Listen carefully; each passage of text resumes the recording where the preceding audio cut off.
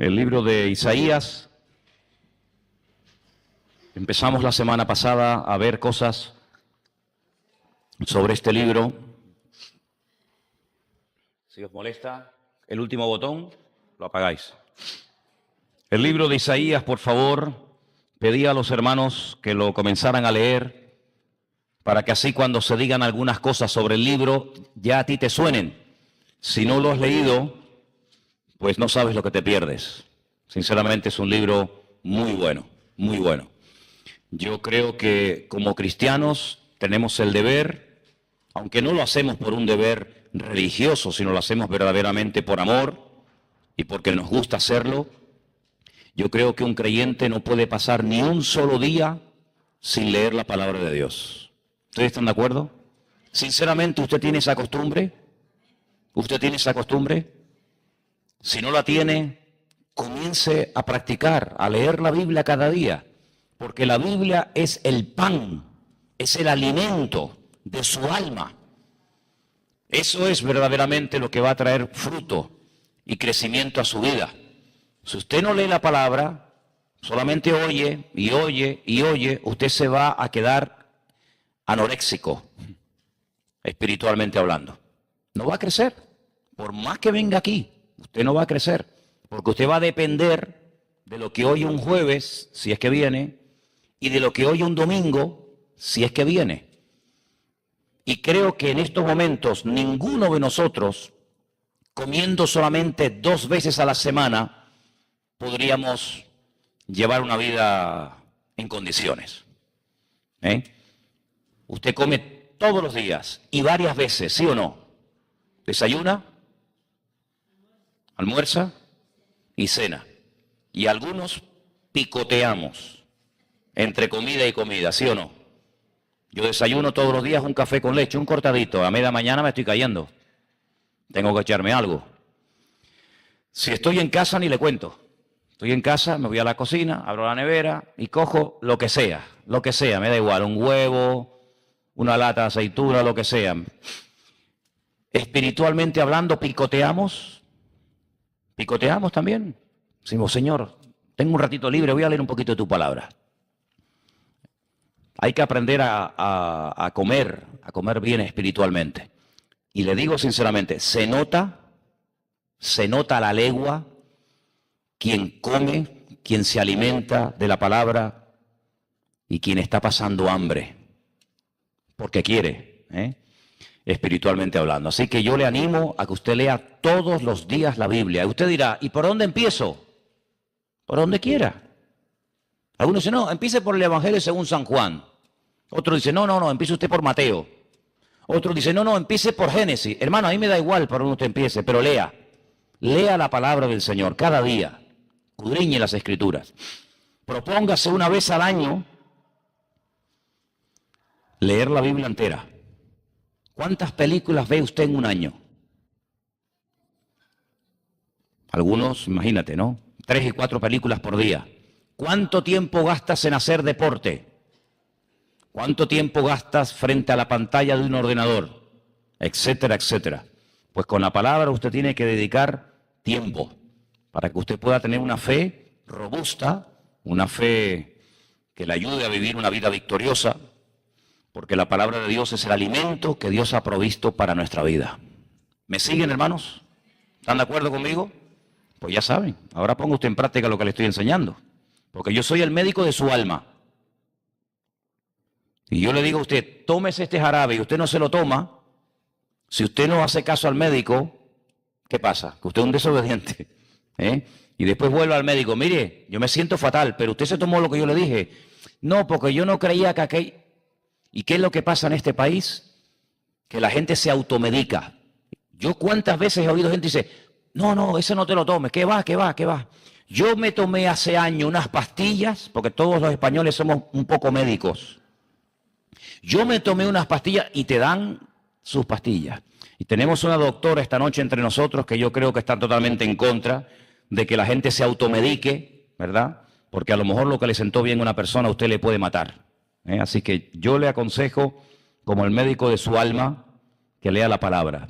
Empezamos lógicamente por el capítulo 1 donde nos decía la palabra, nos dice la palabra, que este hombre fue un profeta de Dios, un portavoz de la palabra de Dios en el sur del país, en Judá y en Jerusalén.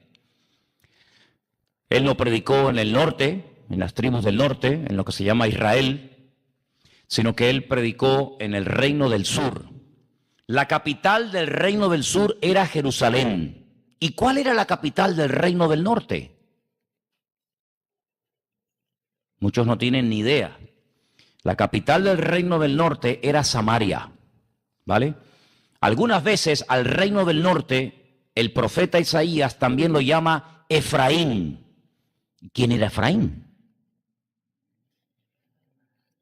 ¿Quién era Efraín? A ver, hable, no tenga miedo. No escucho nada. Hablen fuerte, mis hijas, hablen fuerte, no tengan miedo, es que no les oigo. ¿Quién era Efraín? El hijo de José. José tuvo dos hijos, Manasés y Efraín. Y a veces para hablar del reino del norte, en vez de decir Israel, se dice Efraín. Son términos que usted tiene que conocer. Pero el profeta Isaías no predica en el norte, sino en el sur. Y su ministerio fue tan largo, tan extenso, que predicó bajo el reinado de 4 reyes, como vimos el otro día. Usías, Jotán, Acaz y Ezequías. Nosotros ya hemos conocido a 2 reyes. A dos reyes de España me refiero. A Juan Carlos, que ahora está en el paro, y al hijo, a Felipe. Ya nos gustaría a nosotros tener el paro del padre, ¿no? ¿A que sí? 2 reyes hemos conocido. Y quién sabe si conoceremos a un tercer rey o reina de España. Vete tú a saber las vueltas que da la vida, ¿verdad? Entonces, Isaías predicó durante el reinado de 4 reyes. Y quiero que en esta tarde vayamos a algunos versículos muy, muy interesantes, donde vamos a encontrar profecías que tienen que ver con la figura del Señor Jesucristo. Miren, por ejemplo, el otro día cuando leíamos en Isaías, vimos un texto muy interesante, por ejemplo, en el capítulo 7, Isaías capítulo 7, vimos una profecía que nosotros entendemos que tiene que ver con nuestro Señor Jesucristo. Y se encuentra en el 7:14. Cuando lo tengan, dígamelo.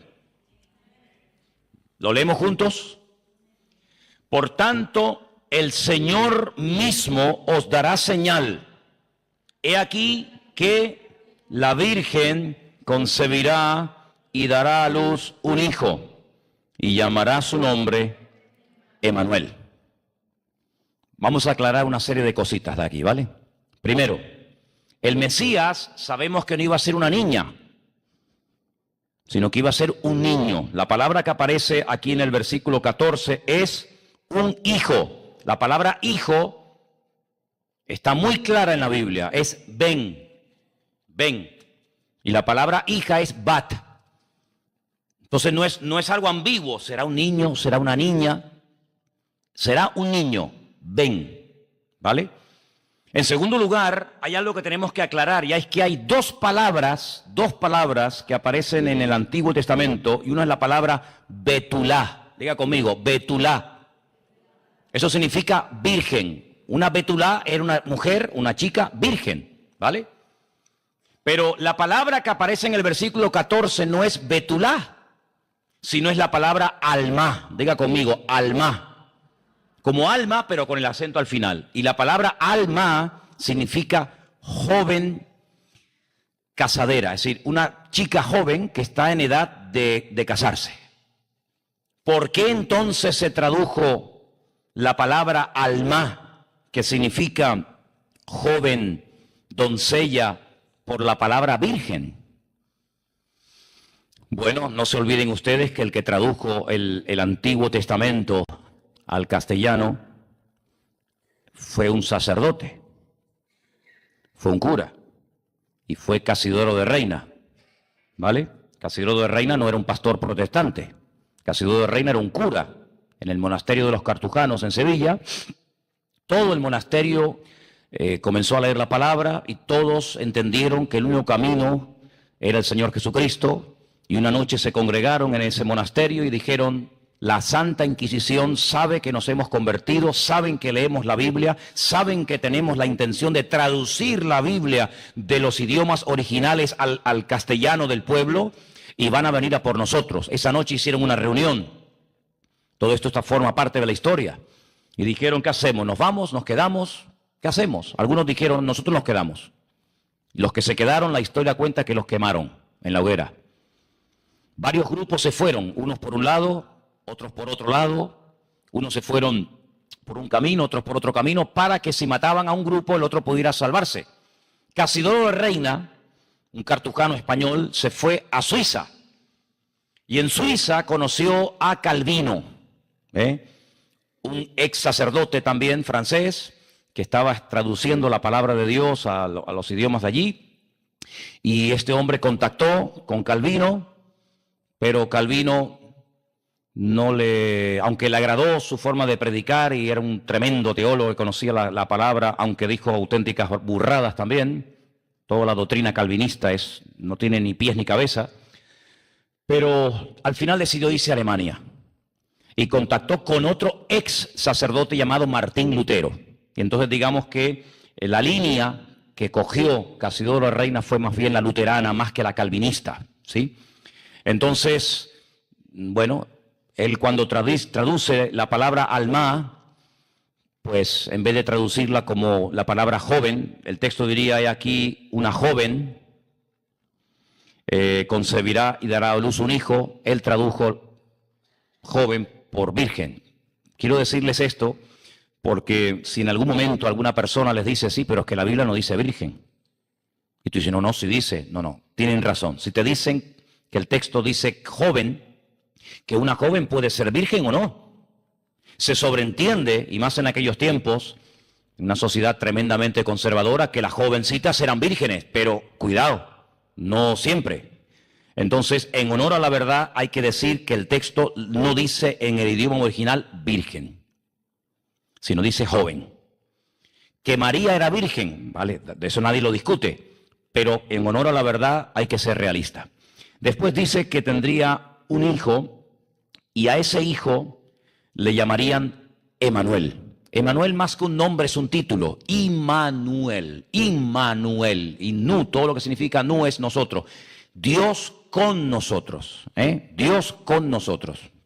Entonces una de las cosas que algunos judíos dicen que no es correcto es lo que les acabo de explicar de Alma o Betulá, de virgen o doncella, y también dicen que Jesús no se llamaba Emanuel. Pero es que, repito, Emanuel no es un nombre propio, sino Emanuel era en ese caso un título. Si Dios visitaría a la humanidad en un momento determinado a través de su Hijo, ¿vale? Esta es una palabra profética que encontramos, que se cumplió, por supuesto, en la figura de Jesús. Pero si nos vamos al capítulo 9, en el capítulo 9, más detalladamente encontramos algunos detalles en cuanto a ese niño, en cuanto a ese hijo. Dice en el capítulo 9, por ejemplo, en el versículo 6, porque un niño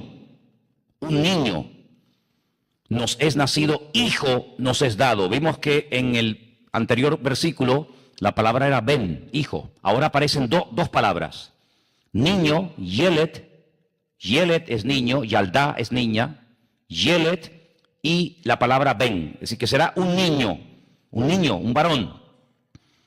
Y dice, nos es dado el principado sobre su hombro y se llamará su nombre. Y ahora hay aquí un error. Un error, ¿por qué? Porque en los textos originales, tanto en el hebreo como en el griego, no existen comas. No existe coma. Existe punto final, pero no es un punto, sino son dos así, digamos, en vertical, ¿no? Entonces, nosotros leemos aquí que será un niño y su nombre será admirable, ¿sí o no? Coma, consejero, coma, Dios fuerte, coma, Padre eterno, coma, príncipe de paz, coma, ¿sí o no? O príncipe de paz, punto. Realmente no es admirable, coma, consejero, sino es admirable consejero. ¿La tuya está así? Mira qué interesante, ¿eh? ¿Ustedes están viendo el versículo que estoy leyendo? Isaías 9:6. ¿Hay alguien que tenga admirable, coma, consejero, coma? ¿quién no tiene esa coma al final de la palabra admirable? ¿Tú no tienes tampoco? Bueno, pues esa es la correcta, ¿vale? Quiero decirles, lo he dicho muchas veces, en nuestro idioma, las mayúsculas o las minúsculas son fundamentales. Por ejemplo, usted va a ver en la Biblia la palabra Dios con mayúscula y la palabra Dios con minúscula. ¿Y cuál es la diferencia? Bueno, pues cuando habla de Dios, nuestro Dios, se utiliza la D mayúscula. Pero también dice que Él es el Dios de este siglo. ¿A quién se refiere? A Satanás. Entonces hay que ponerlo con minúscula. Pero en el hebreo no se necesita recurrir al tema de mayúsculas y minúsculas. Primero, porque no existe. Y segundo, porque para cada palabra hay un término específico. ¿Vale? Entonces, cuando dice admirable consejero, va junto. Yo creo que no hubo mejor consejero en esta vida que nuestro Señor Jesucristo. ¿Por qué si el texto está tan claro, por qué los judíos no ven que Jesucristo era este niño? Porque ellos se interpretan de la siguiente manera. Ellos dicen, porque un niño nos es nacido, hijo nos es dado. Ellos dicen que ese niño ya nació en los tiempos del profeta Isaías y se llamó el rey Ezequías. Ellos no creen que Jesucristo sea este niño que se profetiza aquí. Ellos dicen que este niño nació y se llamó el rey Ezequías, que fue uno de los mejores reyes que jamás ha habido. Y la parte donde dice que ese niño sería un admirable consejero, un Dios fuerte, Padre eterno y príncipe de paz, no se refieren al niño, sino que son expresiones, son halagos, permítame la palabra, piropos, que ese niño llamado Ezequías le diría a Dios. Yo soy ese niño y te digo que tú para mí eres un admirable consejero, tú eres Dios fuerte, tú para mí eres el Padre eterno y tú para mí eres el príncipe de paz. Es interesante notar que en el mismo versículo 6 encontramos la palabra Dios fuerte, encontramos la palabra Padre eterno y encontramos la palabra príncipe de paz. Es decir, es Dios, es Padre y al mismo tiempo es príncipe. Es interesante. Porque usted o es rey o es príncipe. Usted no puede ser rey y príncipe al mismo tiempo. O es rey o es príncipe. Sin embargo, este niño sería rey, sería príncipe, sería Padre eterno. Y nosotros creemos que esta es otra palabra profética que se refiere a nuestro Señor Jesucristo. Y fíjense cómo podemos demostrar que no era Ezequías. En el versículo 7 dice, lo dilatado, lo extenso de su imperio y la paz no tendrán límite.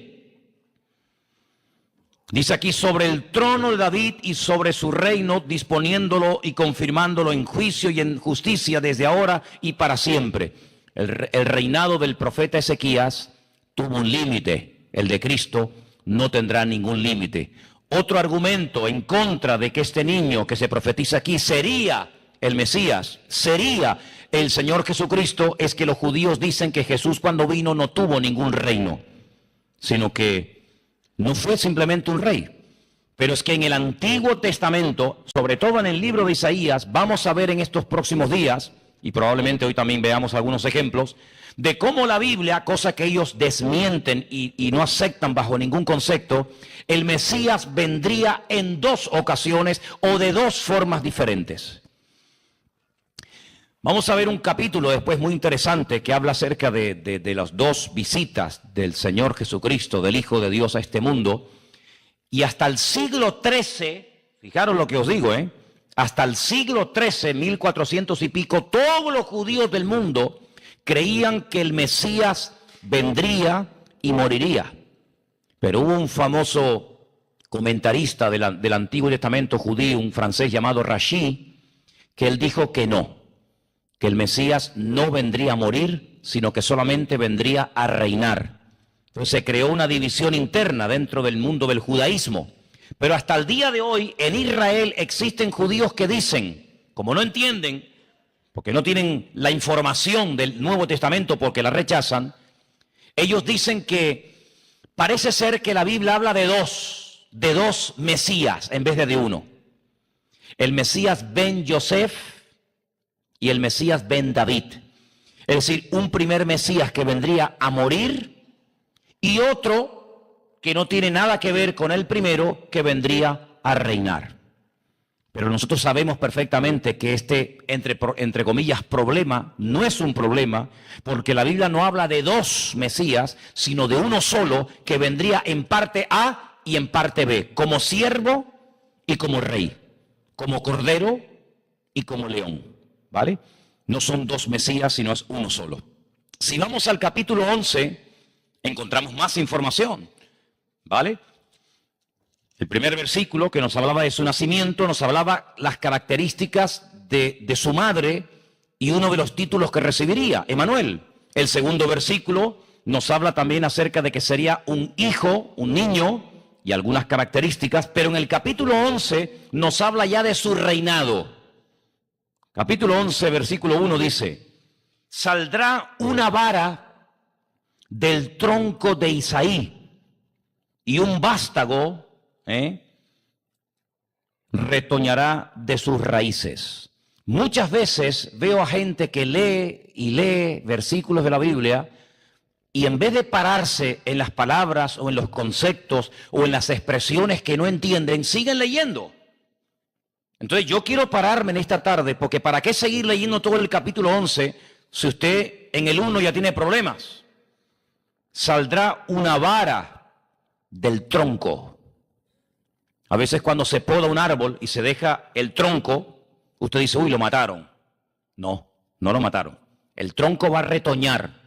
A veces hemos visto que, por ejemplo, por la Rambla, cuando podaban los árboles y lo dejaban como si fuera un palo seco, parece que lo habían matado.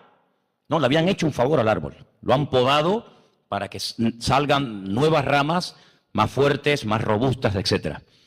Bueno, pues aquí nos habla acerca de un tronco, ¿vale?, del cual saldría una rama, y esa rama dice que ese tronco sería Isaí.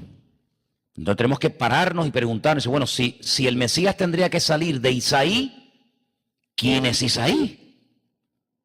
¿Alguien sabe quién era Isaí? Era el padre del rey David, ¿vale? Si volvemos atrás, yo sé que ustedes no tienen ningún problema en hacer esto. Cuando Rahab, ¿se acuerdan aquella mujer prostituta que vivía en Jericó? ¿Sí? Cuando ella se convierte verdaderamente al Señor y deja su mala vida y empieza una vida nueva, ella se casa con un señor llamado Salmón. Y al poco tiempo, lógicamente, queda embarazada. Y tienen un hijo. ¿Cómo se llamó ese hijo? Booz. Muy bien. Y Booz fue un hombre, un terrateniente, un rico, que tenía un montón de campos, y un día una extranjera viuda vino de Moab a trabajar en esos campos, porque la ley de Dios decía que cuando se recogía la cosecha, no se recogiera toda, sino que dejaran ciertas partes para que las viudas, los pobres y los extranjeros pudieran meterse y oye, buscarse un poquito la vida, ¿vale?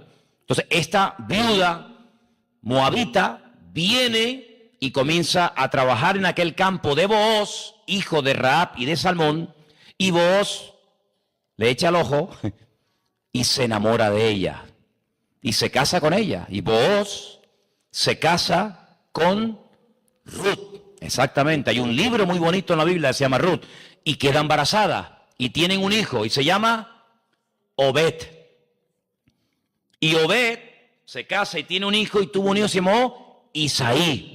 E Isaí se casa y tuvo un montón de hijos, y el más famoso de ellos se llamó el rey David. Y si seguimos tirando del hilo, llegamos hasta María, llegamos hasta José, llegamos hasta el mismo Señor Jesucristo, y viendo su árbol genealógico, yo no sé hasta dónde tú serías capaz de llegar con el tuyo, pero el judío cualquiera sabe llegar hasta casi hasta el principio. Eso es algo que les meten en la cabeza desde niño, lo llevan en su genética, y eso es algo que lo saben, y bueno, es algo que nos sorprende, ¿no? Yo conocí hasta atrás, llegué hasta mi bisabuelo y hasta mi bisabuela, y hablé con ellos y estaban perfectamente como tú y yo, pero ya no conocía a mi tatarabuelo, ¿vale? Pero si os dais cuenta, el rey David procedía de Ruth, una extranjera moabita, y procedía de Rahab, aquella mujer que se convirtió de su mala vida en la ciudad de Jericó, y por ahí llegamos hasta el mismo Señor Jesucristo. Ahora pueden entender por qué en el Nuevo Testamento a veces se le dice Jesús, hijo de David. Hijo de David. Y por eso Jesús a veces les preguntaba a los discípulos, a los judíos, pero ¿el Mesías de quién es, hijo? ¿De Dios? ¿De David? ¿De quién es? Y dice que como que se volvían locos, porque Jesús era hijo de Dios, ¿sí o no? Pero también era hijo de David, en cuanto a sus antepasados, pero también lo llaman el hijo del hombre, y también lo llaman el hijo de José y María, ¿sí o no?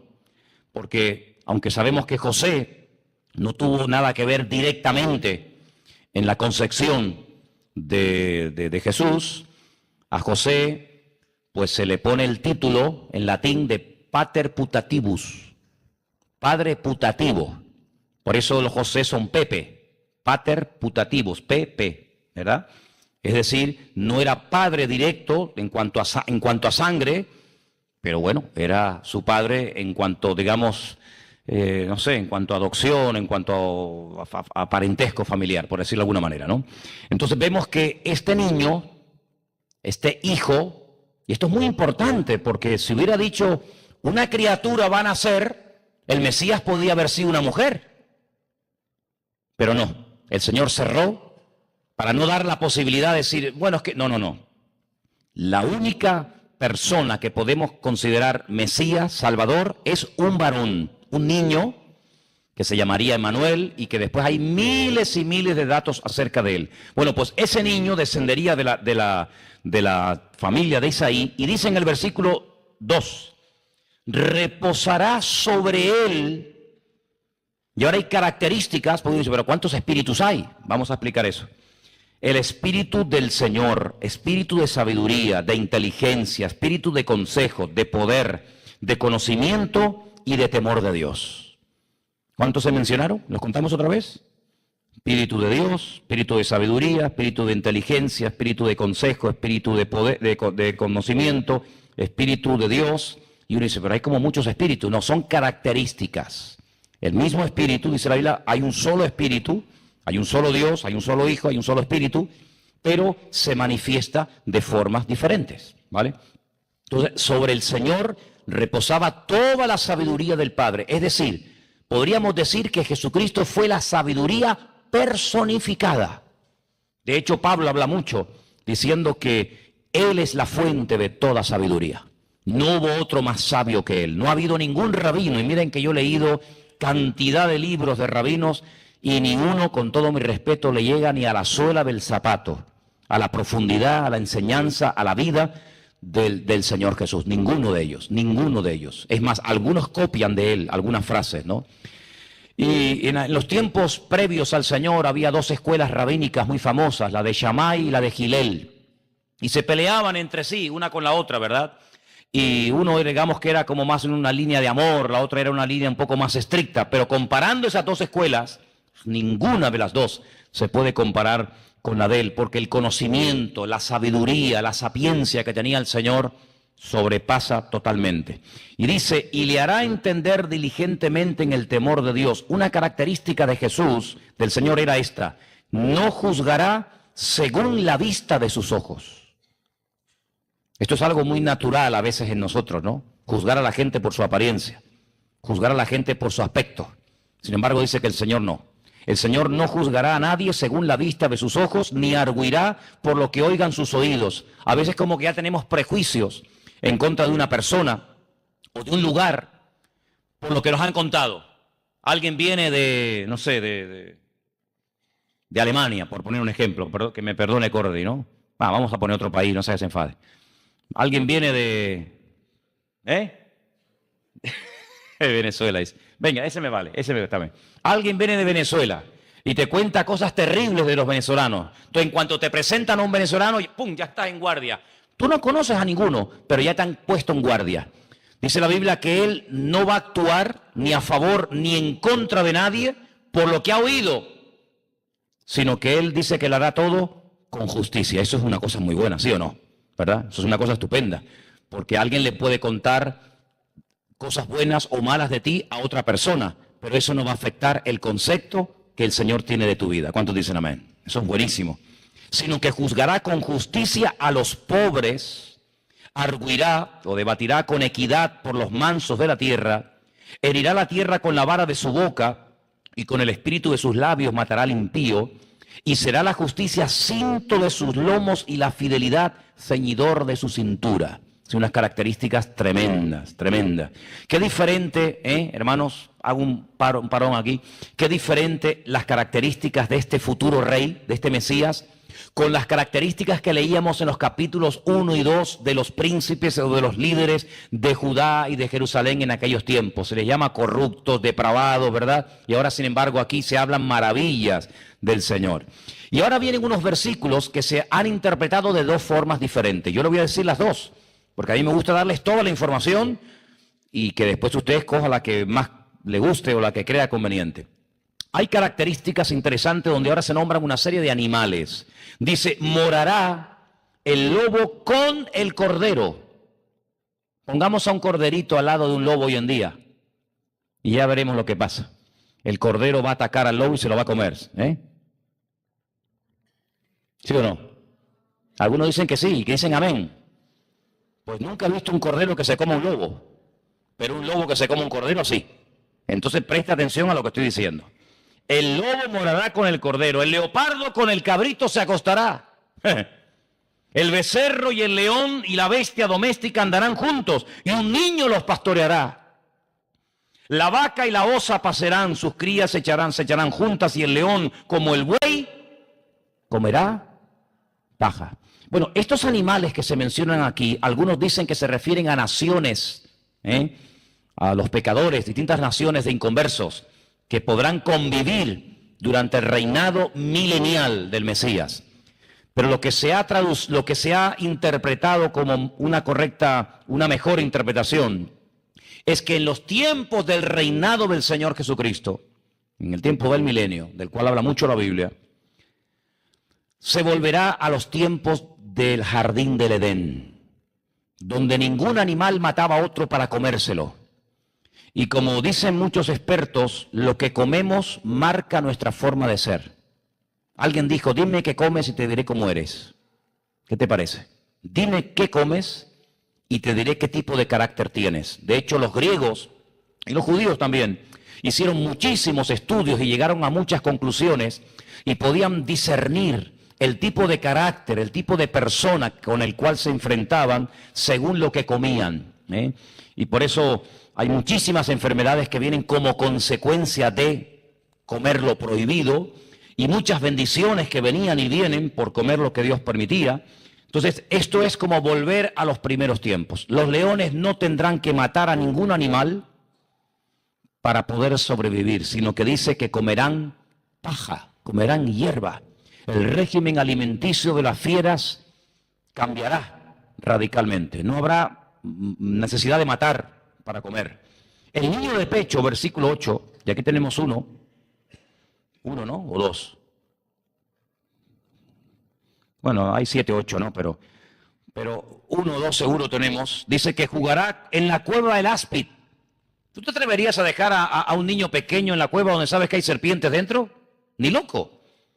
Dice que el recién destetado extenderá su mano sobre la caverna de la víbora. No harán mal ni dañarán en todo mi santo monte, porque la tierra será llena del conocimiento del Señor, como las aguas cubren la mar. Hay lugares hoy en día donde la palabra de Dios se ignora. No saben nada de la palabra de Dios ni del Señor. Pero cuando Él venga, toda la tierra, y esto es una metáfora, todas las naciones de la tierra, todas conocerán de Dios. Y dice que habrá tanto conocimiento del Señor como las aguas cubren la mar. Acontecerá en aquel tiempo que la raíz de Isaí, la cual estará puesta dice aquí, por pendón o por estandarte, por bandera a los pueblos, será buscada por las gentes y su habitación gloriosa. Si todo el mundo, cuando el Señor venga, lo buscarán. Todo el mundo querrá conocerlo. Asimismo acontecerá, verso 11, en aquel tiempo que el Señor alzará otra vez su mano para recobrar el remanente de su pueblo que aún quede en Asiria, Egipto, Patros, Etiopía, Elán, Sinar y Amar y en las costas del mar. Dice, alzará dice tu Biblia, otra vez, ¿sí o no? No dice alzará la mano y recogerá a los que están dispersos de las naciones, sino dice que la alzará otra vez.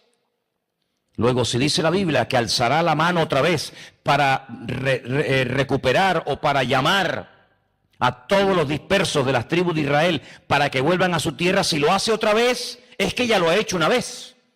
¿Cuándo lo hizo una vez? En 1948 se cumplió una de las profecías más importantes de toda la Biblia. En 1948, en un día, y pregunta el profeta Isaías, ¿ustedes creen que un país puede nacer en un día? Es una cosa impensable. Bueno, pues en un día nació un país y miles y miles y miles de judíos de cientos de lugares del mundo vinieron atraídos por la mano del Señor. Pues dice que en los últimos tiempos, cuando Él venga otra vez, volverá a traer a la gente a su país. Se levantará pendón o estandarte a las naciones y juntará a los desterrados de Israel y reunirá a los esparcidos de Judá de los 4 confines de la tierra. Todos los judíos tendrán que volver a su tierra, todos, sin excepción. Muchos no quieren volver, Vivir en Israel es muy duro, es muy difícil. Los judíos norteamericanos viven muy bien en Estados Unidos y bajo ningún concepto quieren vivir en Israel.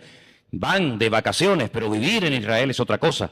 Pero dice que al final Él juntará a todos. Se disipará la envidia de Efraín, ¿veis?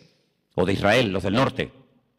Y los enemigos de Judá serán destruidos. Efraín no tendrá envidia de Judá, ni Judá afligirá a Efraín, sino que volarán sobre los hombros de los filisteos al occidente.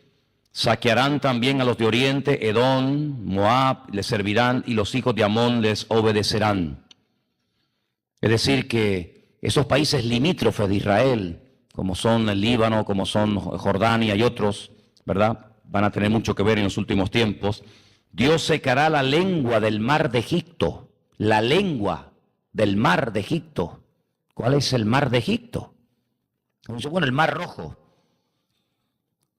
Al río Nilo se le considera el mar de Egipto. El río Nilo se secará. ¿Qué te parece? Se secará. Y levantará su mano con el poder de su espíritu sobre el río. Ahí lo pone, sobre el río. Lo herirá en sus 7 brazos. Si ustedes ven el río Nilo cuando desemboca tiene 7 salidas, tiene 7 brazos. Y lo va a herir ahí en la salida, en la desembocadura. Y hará que pasen por él con sandalias. Es decir, bajará el nivel del río Nilo de una forma tremenda. Y habrá camino para el remanente de su pueblo, el que quedó de Asiria, de la manera que lo hubo para Israel el día que subió de la tierra de Egipto. Sí, esto va a ocurrir en la segunda venida de nuestro Señor Jesucristo. ¿Cómo sabemos nosotros, los creyentes, que el Mesías vendría 2 veces? Una primera vez, como siervo sufriente, a morir, a padecer la muerte, a morir por nuestros pecados y volvería una segunda vez como rey triunfante y glorioso, porque Isaías habla de las 2 venidas. Y déjenme que les diga algo. El profeta Isaías es un hombre que evidentemente por inspiración del Señor sabía que el Mesías vendría en 2 ocasiones. Y es el que mejor describe tanto la primera como la segunda venida del Señor Jesucristo en los últimos tiempos. Lo describe de una forma tremenda. Si damos un salto al capítulo 52, Isaías capítulo 52, fijaros qué interesante lo que en este capítulo se comienza a contar acerca del Señor. Capítulo 52 de Isaías, versículo 13. He aquí que mi siervo será prosperado, será engrandecido y exaltado y será puesto muy en alto. Mi siervo. Ahora, ¿qué entienden los judíos por mi siervo? Ellos. ¿Por qué? Porque hay versículos en el Antiguo Testamento donde a Israel el Señor lo llama mi siervo. Y entonces, como ni parte del capítulo 52 y parte del capítulo 53 de Isaías que nos habla de nuestro Señor Jesucristo, aparece la palabra siervo, ellos se agarran al hecho de que Dios un día los llamó Israel es mi siervo, para no aceptar bajo ningún concepto que ese siervo del cual se habla ahí es el Mesías y no son ellos. Pero repito, y esto es un dato muy importante, hasta el siglo XIII todos creían que el siervo del cual se habla en Isaías 52 y 53 era el Mesías que vendría. Pero a partir del siglo XIII en adelante creen que ese siervo son ellos. Pero ignoran que hay versículos en la Biblia que también a otras personas también se les aplica ese título. Voy a pedir que por favor me ayuden. En esta noche quiero pedirle, por ejemplo, a algunas personas que me busquen los siguientes versículos. Alguien que me busque en Isaías 22:20. Alguien que me diga que lo va a leer para asignar otro. Isaías 22:20. Priscila. Génesis 26:24.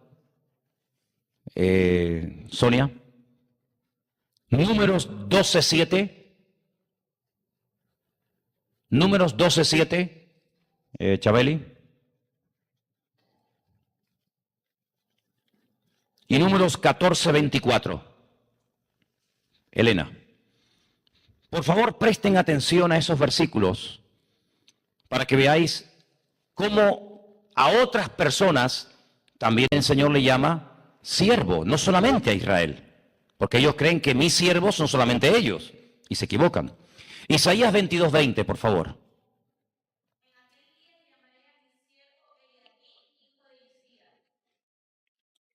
A Eliaquim se le llama mi siervo. Por lo tanto, no es un título que única y exclusivamente el Señor utilizó para hablar de Israel, que es verdad que hay un versículo que dice Israel es mi siervo, sino que también a otras personas, en este caso a Eliaquim, se le llama mi siervo, no solamente a ellos, ¿vale? No tienen la exclusividad de ese título. Génesis 26:24, por favor. Génesis 26:24, ¿quién lo tiene? Vamos.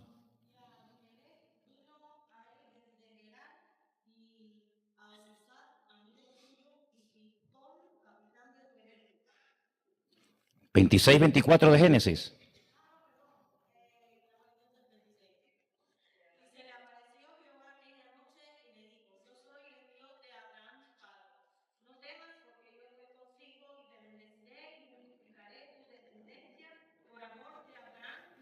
Ahí Abraham, el Señor lo llama mi siervo.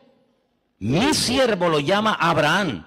Luego, no pueden utilizar el título de mi siervo única y exclusivamente como entidad, como colectivo, el pueblo de Israel, porque es un título aplicable incluso a personas, ¿vale? Hemos visto a Eliaquim, hemos visto a Abraham, veamos también en Números 12:7, como a Moisés, a otro personaje, también se le llama mi siervo. Números 12:7. El Señor dice, no así a mi siervo Moisés, el cual es fiel en toda mi casa. También a Moisés se le aplica ese título. Tenemos uno más, Números 14:24, Elena.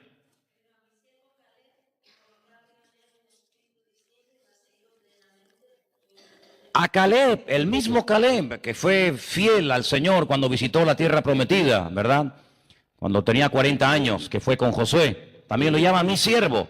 Entonces no sirve, no vale el decir, no, Isaías 53 no es el Mesías, somos nosotros, porque a nosotros el Señor nos llamó siervos de Dios. Ustedes son mis siervos. Bueno, ustedes y Abraham y Moisés y Caleb y Eliaquim y a un montón de gente más. Por lo tanto, ese argumento no es suficiente. Pero vamos a ir a Isaías capítulo 53 y dice, versículo 3.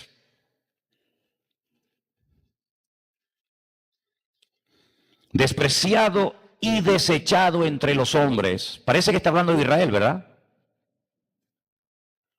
Varón de dolores, experimentado en quebranto, y como que escondimos de él el rostro, fue menospreciado y no lo estimamos.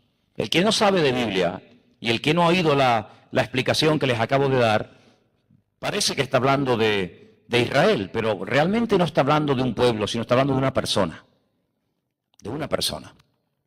Ciertamente llevó el artículo determinado, podía haber hecho ciertamente ellos, ¿no? Si fuera el colectivo completo, pero habla de una persona. Ciertamente él llevó nuestras enfermedades y sufrió nuestros dolores, y nosotros le tuvimos por azotado, por herido de Dios y abatido.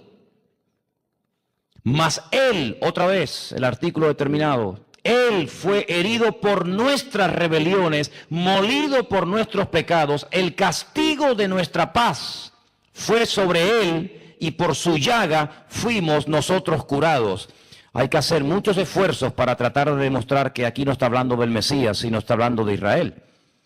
Ahora resulta que el que nos sanó y el que perdonó nuestros pecados no fue Jesús, sino Israel. Es muy difícil, ¿verdad?, tratar de buscar una interpretación que no encaja con el texto. Seguimos, versículo 6. Todos nosotros nos descarriamos como ovejas, cada cual se apartó por su camino, mas el Señor cargó en él el pecado de todos nosotros. El Señor no cargó en Israel el pecado de todos nosotros, eso no es verdad, ¿verdad? Pero cuando no se quiere ver una cosa, hay que dar otra explicación que no tiene ningún sentido. Pero dice el versículo 7, angustiado él y afligido, no abrió su boca. Como cordero fue llevado al matadero, y como oveja delante de sus trasquiladores enmudeció y no abrió su boca. Y algunos ven aquí lo que se llama la Shoah, es decir, el exterminio del pueblo de Israel en el holocausto nazi, en la Segunda Guerra Mundial, donde es verdad que multitudes fueron callados la boca como corderos que son llevados al matadero, y ni protestaban ni se rebelaban.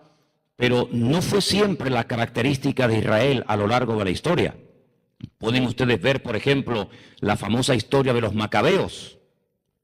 Los macabeos. La palabra macabeo viene de la palabra macab. Macab significa martillo en hebreo. El padre Simón llamó a sus hijos: ustedes son macabeos, ustedes son martillos. Y de ahí viene la palabra macabeos. Pues ellos incluso llegaron a decir: tenemos que hasta quebrantar el Shabbat para defendernos si nos atacan. Y vemos que no siempre Israel estuvo callado, y no siempre Israel permaneció mudo ante los ataques de las naciones extranjeras, ni muchísimo menos. El que veamos imágenes, o el que veamos a millones de judíos que fueron callados la boca como corderos al matadero en el tiempo del holocausto nazi, en la Segunda Guerra Mundial, es una cosa, pero no siempre fue la característica de este pueblo. Así que no tiene nada que ver con el pueblo. Y ahora fíjense, versículo 8. A ver cómo me demuestran a mí que los judíos son los del versículo 8. Por cárcel y por juicio fue quitado. Se han metido a millones de judíos en la cárcel. Aquí dice que por cárcel y por juicio fue quitado. Su generación, ¿quién la contará? La generación de Israel se puede ver hasta el día de hoy. Hay millones y millones de judíos que son los descendientes de aquellos que mataron. Pero los descendientes de Cristo, Él no tuvo hijos naturales, ¿verdad? Porque fue cortado de la tierra de los vivientes, y por la rebelión de mi pueblo fue herido. Por la rebelión de mi pueblo. ¿Quién está hablando aquí? Está hablando Isaías, pero en nombre del Señor. Por la rebelión de mi pueblo. ¿Cuál era el pueblo de Dios en aquel momento? El pueblo de Israel. Por la rebelión de mi pueblo Israel, Él fue herido. Luego, te das cuenta que no casa, te das cuenta que no pega. Se dispuso con los impíos su sepultura. Es verdad. Lo crucificaron entre malhechores. Dice, mas con los ricos fue en su muerte. ¿Por qué? Porque a los crucificados no se les enterraba. Se les dejaba ahí para que se murieran y se secaran y vinieran las aves del cielo y se los comieran. Pero sin embargo, un hombre rico, un tal José de Arimatea, le donó su sepulcro labrado en roca, como así sepultaban a los que tenían dinero. Era una especie de tumba privada, familiar, y él se la donó. Es decir, que Isaías dice, se sobra el decir que Isaías no conocía a Jesucristo. Él vivió pues casi 700, 800 años antes de Jesús. Y él dice, a él lo van a matar entre malhechores, entre impíos, pero lo van a enterrar como si fuera un hombre rico. ¿Cómo sabía eso Isaías? Bueno, ahí está la palabra de Dios, profética, el ojo de la profecía. Y dice que aunque nunca hizo maldad, ni hubo engaño en su boca. ¿Este es Israel? Nunca hicieron nada malo, nunca pecaron, nunca hablaron nada mal. No está hablando de un pueblo, está hablando de una persona.